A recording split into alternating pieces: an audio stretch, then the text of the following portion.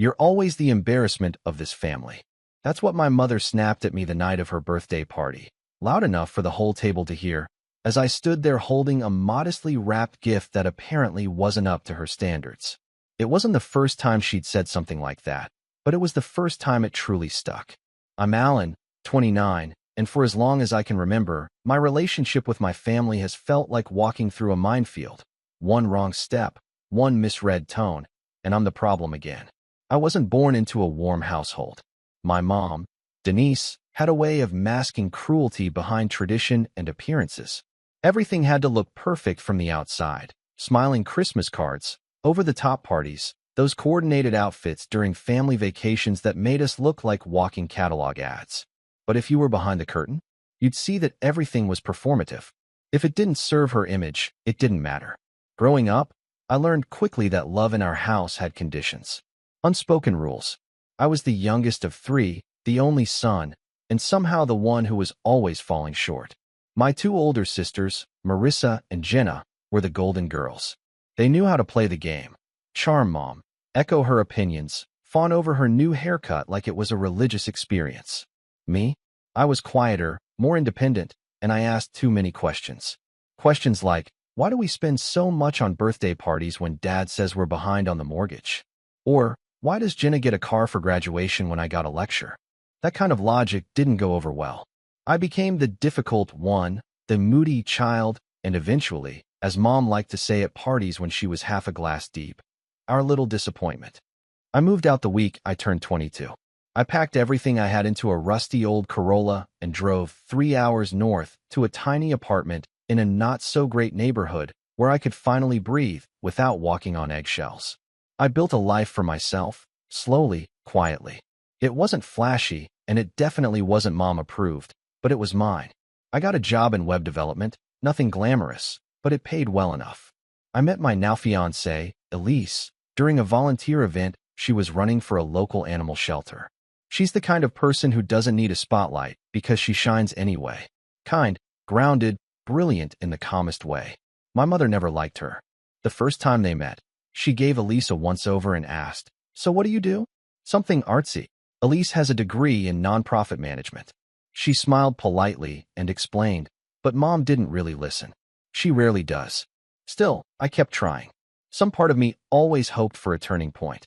That maybe, one day, she'd see me not as the underachieving son who didn't bring in trophies, but as someone worthy of her respect.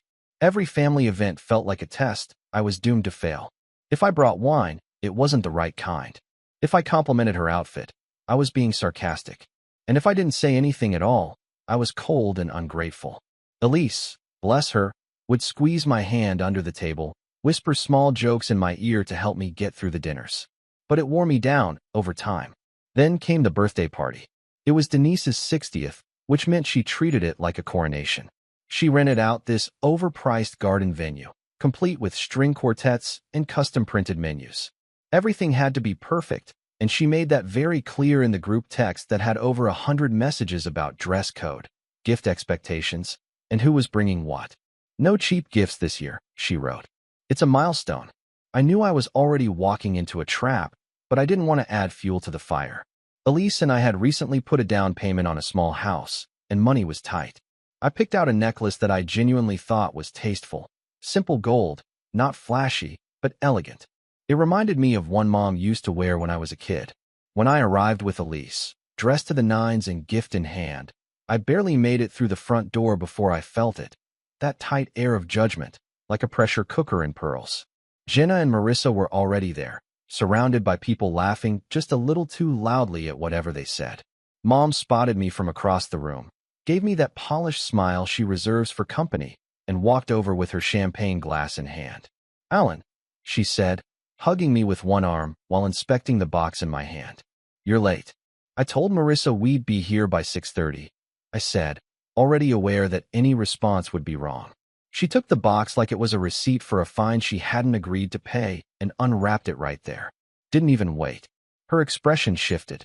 Not dramatic, just subtle enough that I knew. The corners of her mouth tightened. Her nose flared slightly.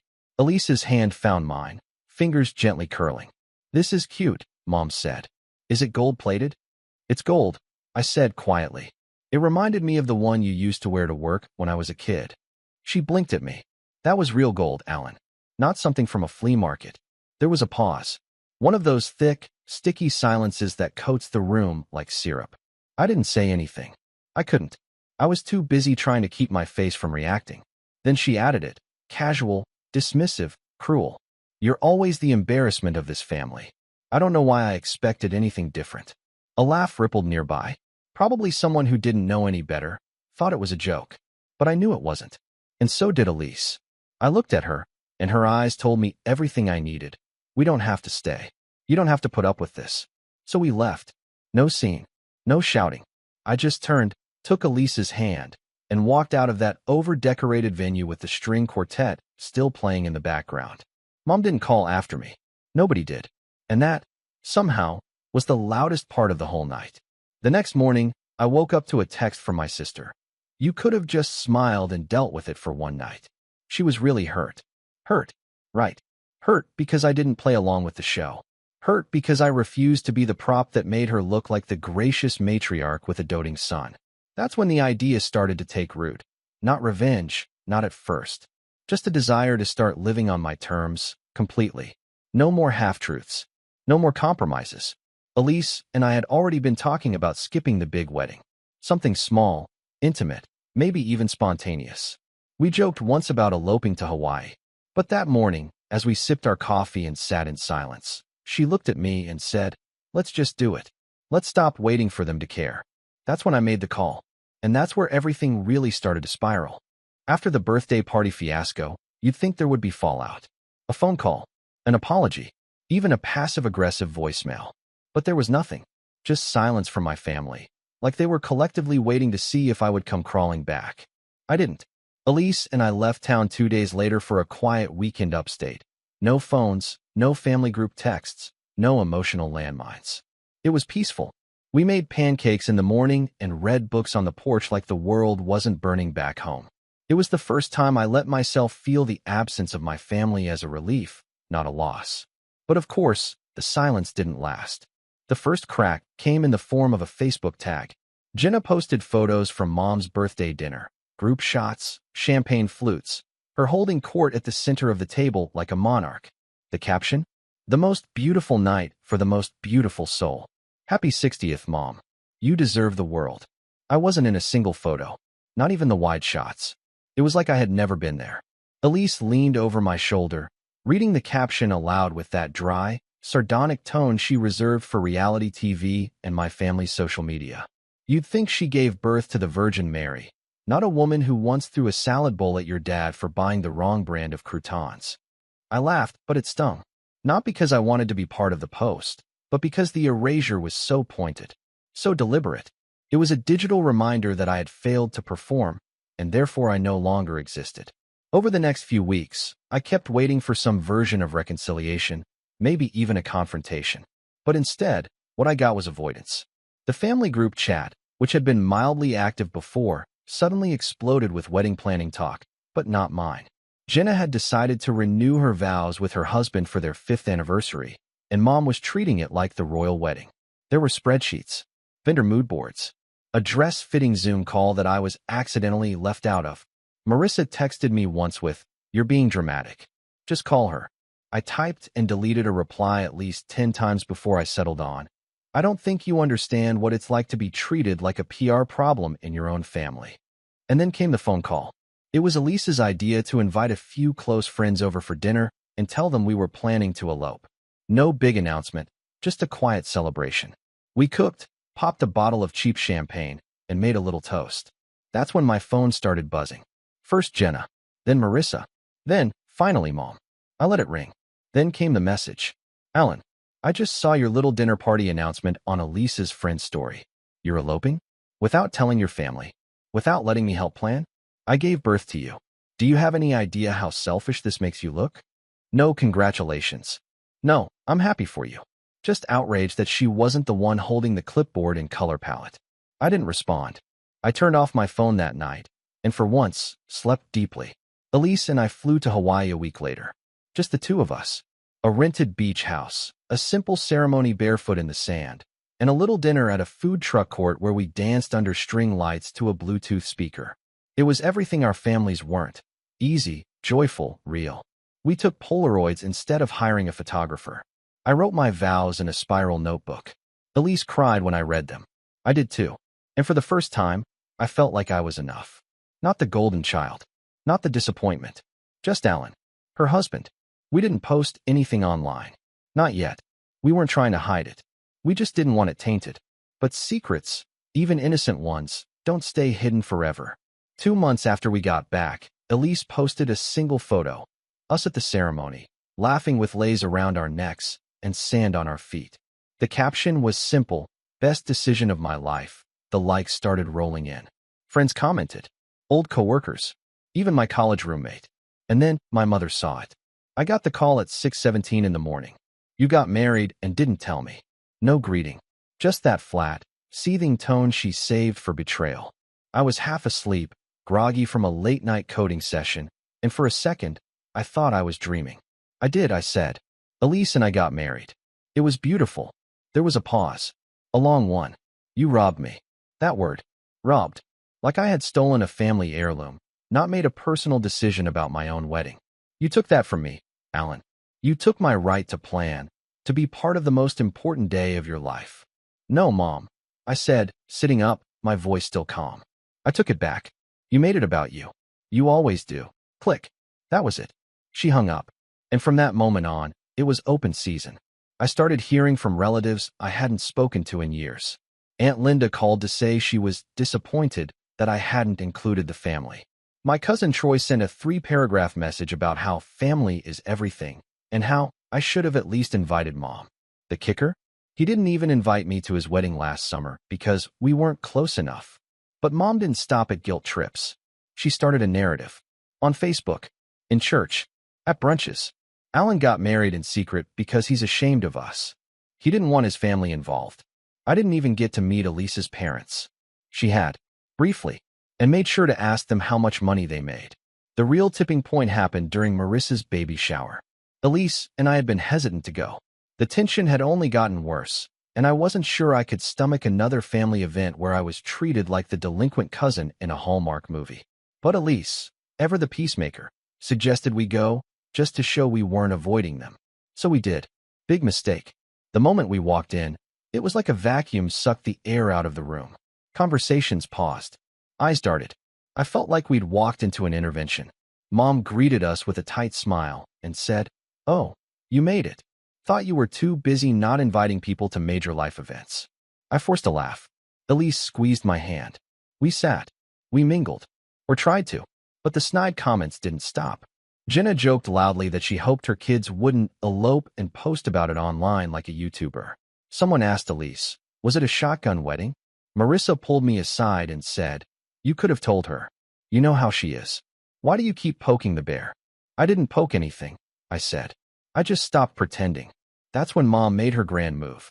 During the gift opening segment, after Marissa unwrapped some hideous crocheted baby booties, Mom stood up and tapped her glass with a spoon. "I just want to say something," she announced. The room quieted. "I raised 3 children," she said, voice trembling just enough to draw sympathy. "And I always try to be there for them. Every birthday, every achievement, every important moment.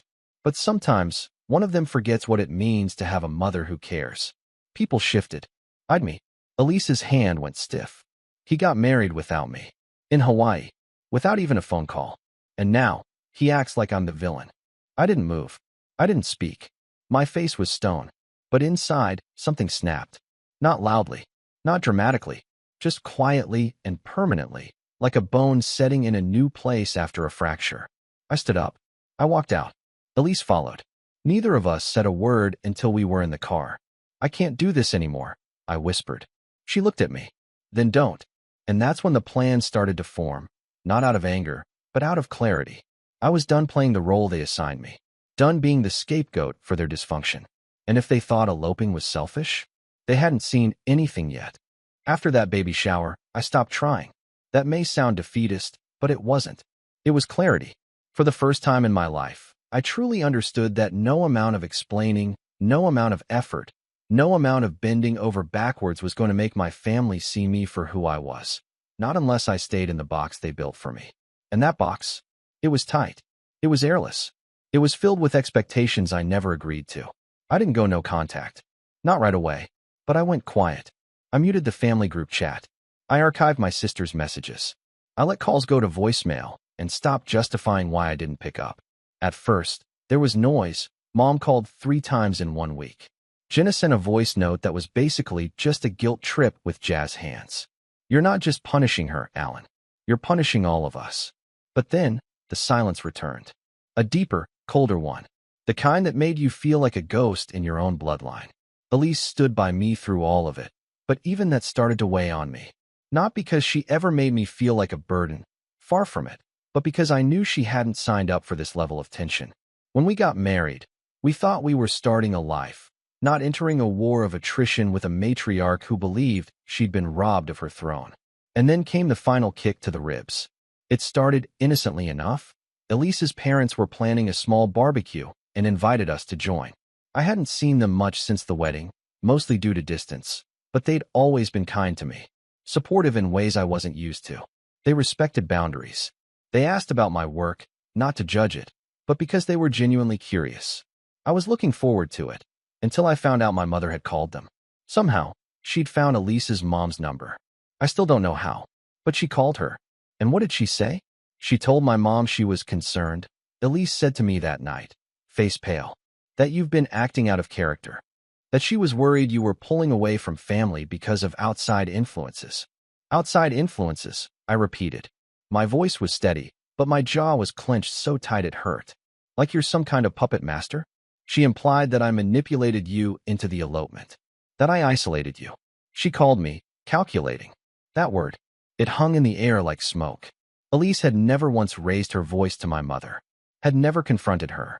Had never been anything but gracious, even when she had every right to walk out. And this was the thanks she got. I spent the rest of that night staring at the ceiling, thinking about my childhood, about the way my mother had used love like a leash, about how I'd learned to anticipate her moods like weather patterns, calm one moment, thunderous the next, and how I'd carried that hypervigilance into adulthood like a second skin. I was tired, not just of her, but of myself, of who I became around her, of the quiet, obedient version of Alan that kept showing up hoping this time would be different, hoping I would be enough. That was the fall, the quiet kind. No big breakdown, just a slow unraveling of illusions I didn't realize I was still holding on to. I started therapy 3 days later. It had been on my mind for months, but I always found reasons to put it off. Money, time, pride. But Elise helped me find a local clinic that worked on a sliding scale, and I booked the appointment before I could talk myself out of it. My therapist's name was Raj. He was calm, gentle. He didn't ask too much at first. Just let me talk. I remember the first thing I said. I think my family doesn't love me unless I'm doing something for them. He nodded. And what happens when you stop doing those things? They disappear, I said. Or they punish me. We unpacked that sentence for 3 weeks. And slowly, painfully, I began to see it for what it was, a pattern. One I'd been stuck in for so long that I thought it was just life. I realized that my mother didn't hate me, but she didn't see me either. She saw a role, a disappointment, a reflection of her own fears.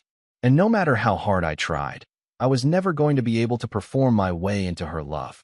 That understanding didn't make it hurt less, but it made it make sense. Meanwhile, life outside that emotional excavation started to change, too. My work, something I'd always been decent at but never truly invested in, became my outlet. I threw myself into it, not to escape, but to build. I started freelancing on the side, picking up web development projects that challenged me in new ways. I rebuilt my portfolio from scratch, cleaned up my GitHub, and started getting offers from clients I'd never dreamed would find me. I stopped asking for validation from people who never offered it freely.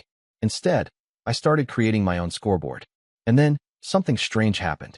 I got noticed. One of the freelance projects I'd worked on, a sleek, user-friendly interface for a startup app that helped small businesses track inventory, got featured on a popular tech blog. The article mentioned my name. I didn't think much of it until my inbox exploded with inquiries. Suddenly, I was being offered remote contracts. Good ones. 6-month retainers. Creative freedom. I took one with a company in Portland that gave me full control of their UI redesign, and when it launched, their user engagement jumped by 40% in the first month. They sent me a bonus, a big one. And for the first time in my adult life, I wasn't just stable. I was thriving. Elise saw it before I did. The way I carried myself started to change. I stopped apologizing for my opinions. I stopped second-guessing myself before speaking. I no longer braced for judgment when I brought something to the table. I just spoke, and she'd smile at me across the kitchen island with this look, part pride, part relief, like she'd known this version of me was there all along. We started looking at houses again. The one we were renting was fine, but now we could afford more. Not just financially, but emotionally. We didn't need to tiptoe anymore. I wanted a place that felt like a home we built, not just one we borrowed. We found it in a quiet suburb about 20 minutes from the city. Nothing fancy, just a two-story with a wraparound porch and a backyard that Elise immediately envisioned turning into a vegetable garden. I put down the offer the day after our third visit. No hesitation. And when the offer was accepted, I didn't tell my family. Not out of spite, not out of secrecy, but because it wasn't their milestone to hijack. Elise and I celebrated quietly. We popped champagne in the empty living room, dancing on the hardwood floors with no furniture in sight. She played some corny playlist on her phone, and I twirled her around like we were in a rom-com. It was stupid. It was perfect. A week later, I got a letter.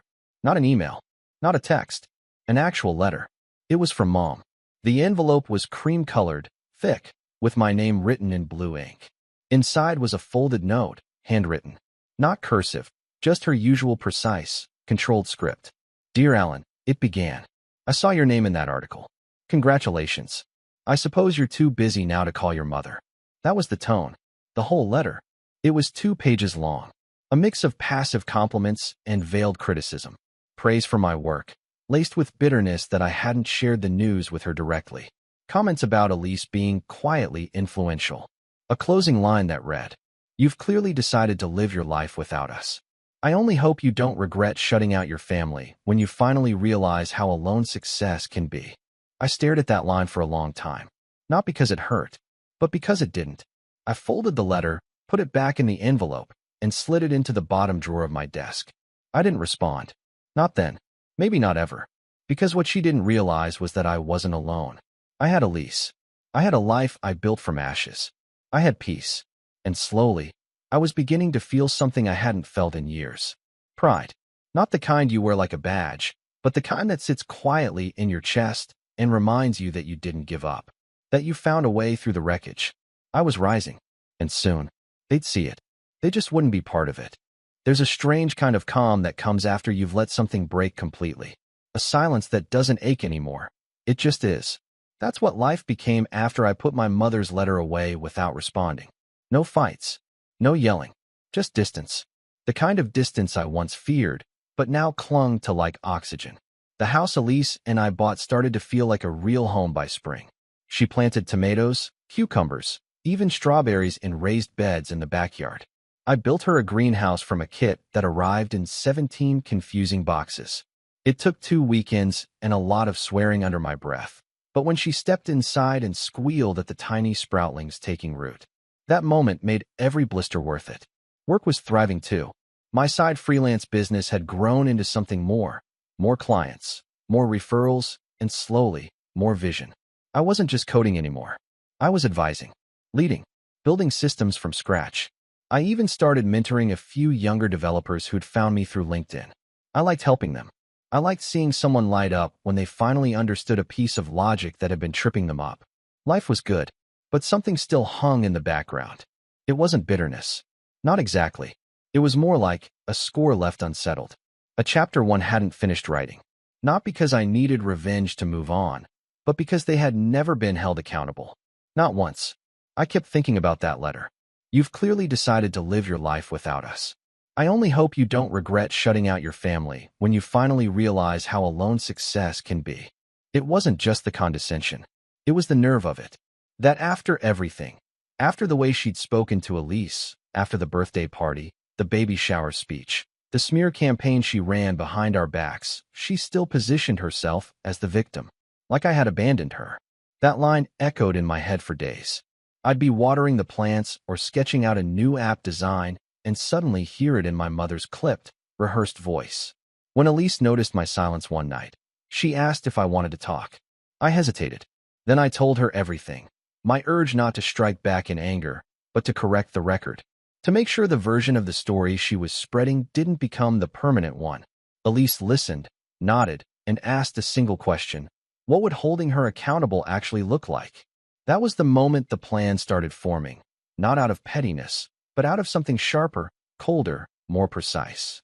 I didn't want to scream at her. I didn't want to write a scathing email or stand up at Thanksgiving dinner and make some viral speech. I wanted something undeniable, uneditable, something that made them squirm, not because I said something mean, but because I said something true. I didn't want revenge that was loud. I wanted it to be elegant. So I started with information. Over the next few weeks, I quietly reached out to people in the extended family, cousins I hadn't spoken to in years, second uncles, people who had drifted to the periphery. Some of them had already distanced themselves from Mom, too. Others were surprised to hear from me. But once I explained, they opened up. One conversation with my cousin Darren, who'd moved out of state after high school, was especially illuminating. You know, she tried to talk my mom out of inviting you to their anniversary party, right? He said, his voice low. What? I blinked. When? Last year. Said you were going through something, and it would be too awkward if you showed up. She made it sound like you'd had a breakdown or something. That landed like a punch. I hadn't even known about the party. She said I had a breakdown? I asked slowly. She didn't say it outright, but you know how she talks. Implying things. Dropping little poison breadcrumbs until people start assuming the worst. It all made sense now. The coldness from some relatives. The surprised faces when I mentioned the elopement like it was no big deal. The pitying tones. She hadn't just iced me out, she'd rewritten me. And people had believed it. For months.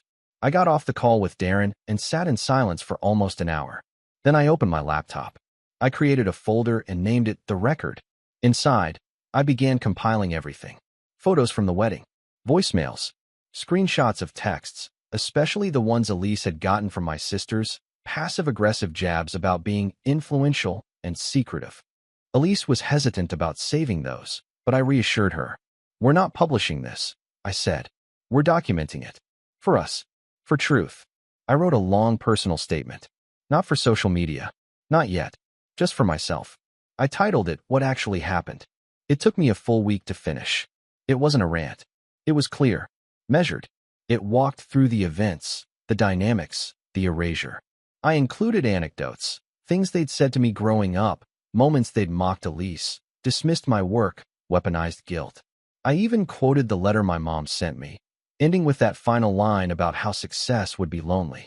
Then, I sent it to someone I trusted, my former professor from university, Dr. Keene. He'd always believed in me, even when I barely believed in myself. We'd stayed in touch over the years, and he'd followed my career with quiet pride. He called me the next day. This is powerful, he said. Are you planning to share this publicly? I don't know yet, I said. Maybe, maybe not. Either way, he said, you've found your voice. That's the hardest part. That phrase stuck with me. Found your voice. For so long, my voice had been wrapped around theirs. I didn't speak. I reacted. I didn't explain. I defended. I didn't live. I performed. But now I was writing the narrative. And once you start doing that, you start seeing other opportunities. That's when the timing got interesting. Around the same time, I was contacted by a podcast I'd listened to for years, one about work, growth, and family dynamics in high-achieving households. Apparently, one of the hosts had seen my featured article in the tech blog, followed me online, and reached out to see if I'd be willing to come on to talk about success after dysfunction. The phrase made me pause. Success after dysfunction. Not in spite of it. Not buried beneath it. After. I agreed. The recording was scheduled for mid-June. I didn't tell anyone. Not Elise. Not friends. I wanted to do it alone. The host, a kind woman named Samira, asked thoughtful questions. Not tabloid-why. Not dramatic. Just honest. What did it feel like to realize your family didn't really know you? I thought about that for a long second before answering. Like walking out of a house you thought was yours and realizing it never had your name on the deed. We talked about boundaries. About love that comes with conditions. About how easy it is to lose yourself when the people closest to you insist on defining you for you. The episode aired quietly. No clickbait title. Just episode 83, Redefining Home. I didn't share it online. Not yet. But I sent it to my sisters. And my mom. No subject line. No message. Just the link. I didn't expect a reply. But I got one. Not from them. From others. The next morning, I woke up to a flurry of emails. DMs, LinkedIn messages. People I hadn't heard from in years reaching out to say they heard the episode. That they saw themselves in it. That it made them cry. That it gave them hope. And somewhere in that cascade of responses was a message from Aunt Linda. I had no idea, it read. I'm sorry, Alan. Truly. I should have asked more questions instead of assuming. Your mother made it sound like you just drifted away. I stared at that message for a long time. Then I sent her the document I'd written. What actually happened? Within 2 hours, she wrote back. I believe you. That was the moment the plan shifted. It wasn't about revenge anymore. It was about witnesses. About people seeing the truth, even if the ones who caused the damage refused to admit it. And the more people I showed, the more the narrative cracked. Elise helped me redesign the record into a password-protected microsite, one I could share with select people. Not to air dirty laundry, but to reclaim the story. The homepage was a single sentence. This is what actually happened, in my own words, without interruption. The rest? Well, let's just say the stage was finally set. The beauty of quiet revenge is that it doesn't require shouting. It doesn't demand center stage. It just happens. Slowly. Organically. Like gravity pulling the truth back into place. After Elise and I finished the microsite, the digital home for my story, we didn't rush to share it. I was selective. Intentional. Every time I sent it, I thought hard about the person on the receiving end. Were they part of the smear campaign? Did they believe Mom's narrative without ever hearing mine? Or were they just orbiting the drama in silence, too unsure or too polite to ask? The first group I sent it to was the extended family. Aunt Linda, Uncle Bruce, my cousin Darren again, a handful of others who had distanced themselves from me quietly after the elopement but were now beginning to ask questions. The podcast episode had stirred something. People were curious, but more importantly, they were listening. The responses trickled in, each one more validating than the last. I had no idea this was going on behind the scenes. Thank you for sharing your truth. It was brave. I feel like I owe you an apology. I believe the version I was fed. No dramatics. No performative apologies. Just honest, human acknowledgement. The kind that had been absent my entire life. And then, the real opportunity arrived. Jenna was planning a massive anniversary party for her 5th year of marriage. The one Mom had insisted on co-hosting, treating it like her personal PR comeback. It was to be held at the same garden venue as her 60th birthday, with a catered dinner, professional photographer, live band. Basically a rerun of the night, she humiliated me over a necklace and called me the embarrassment of the family. Aunt Linda, who'd become something of an ally since reading my letter, casually forwarded me the group email invite. Figured you wouldn't get one directly, she wrote. But I thought you might want to see it. Sure enough, my name wasn't on the guest list. Not even as an optional +1. Elise wasn't surprised. Same script, new act, she said. But I wasn't angry. I was focused. Because that party? That was the perfect opportunity to pull the curtain all the way back. And the timing couldn't have been better.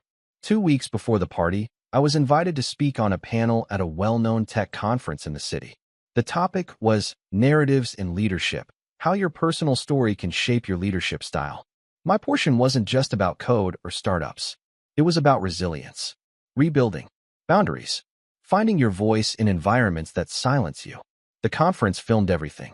High-quality footage, edited, captioned, and posted to their YouTube channel with my name and title in bold letters. The video took off.